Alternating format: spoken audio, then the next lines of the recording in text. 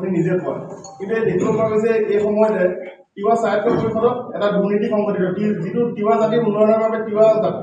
স্বায়ত্ত পৰিষদ গঠিত হৈছিল সেই তিৱা স্বায়ত্ত পৰিষদৰ পুঁজিৰ কিছু খামখেয়ালি ঘটিছে আগিয়া তথ্য যোগে আপোনাৰ তিৱা ছাত্ৰ সন্থাই এটা অভিযোগ উত্থাপন কৰিছে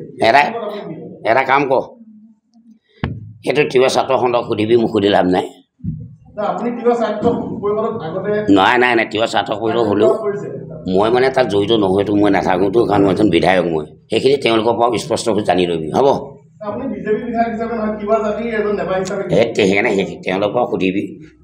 দুই ছাত্ৰই কিবা কাজিয়া লাগিছে তেওঁলোকৰ পৰা সুধি ল'বি মোক বাকী খেলি যে বিভিন্ন বিৰোধী দলে সমালোচনা কৰিছে এখন জনমুখী বাজেট নহয় এখন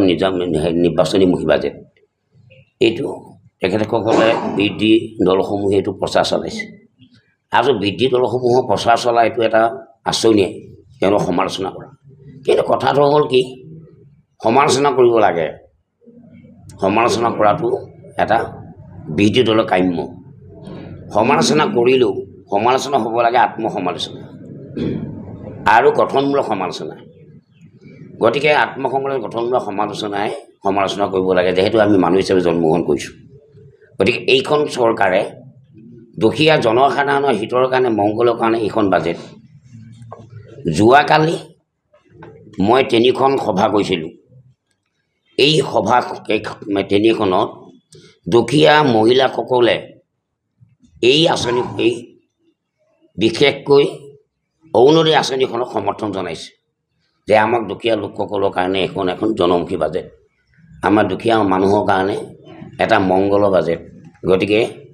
বিৰোধী দলে যিমানেই নকওক যে আমাক অসম চৰকাৰে অৰুণোদয় আঁচনিটোৰ কাৰণে আমাৰ দুখীয়াসকলক সকাহ দিছে এইটো এটা ডাঙৰ এটা প্ৰশ্ন আৰু এটা মই তেতিয়া সেইটো প্ৰশ্ন কৰাৰ লগে লগে মই তেতিয়া আইসকলক মই কৈছোঁ এই অৰুণোদয়ত 1250 টকাৰে মোৰ নাতি আৰু সোণাকেইটাক অকণমান মাছ দুটকা কিনি আনি খুৱাইছোঁ বৰ আনন্দৰে মই খাইছোঁ দুসাঁজ আৰু এসাঁজ আৰু কৈছে কি যে বিলত আজিকালি মাছ মাৰিবলৈ মাছ নাই জাকৈ বাই বুলি কৈছোঁ মাছকে নাপালোঁ বুলি কৈছে সেই আই মাতৃ দুজনীয়ে এইখন চৰকাৰে বৰ ভাল কাম কৰিছে তোক আশীৰ্বাদ দিছোঁ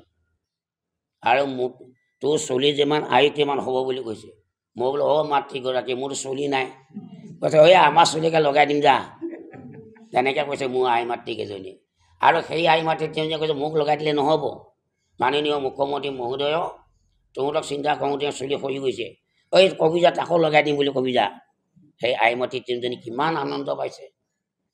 আজি সেই বিৰোধী দলে কয় কি যে এইখন জনমুখী বাজেট নহয় এখন নিৰ্বাচনমুখী বাজেট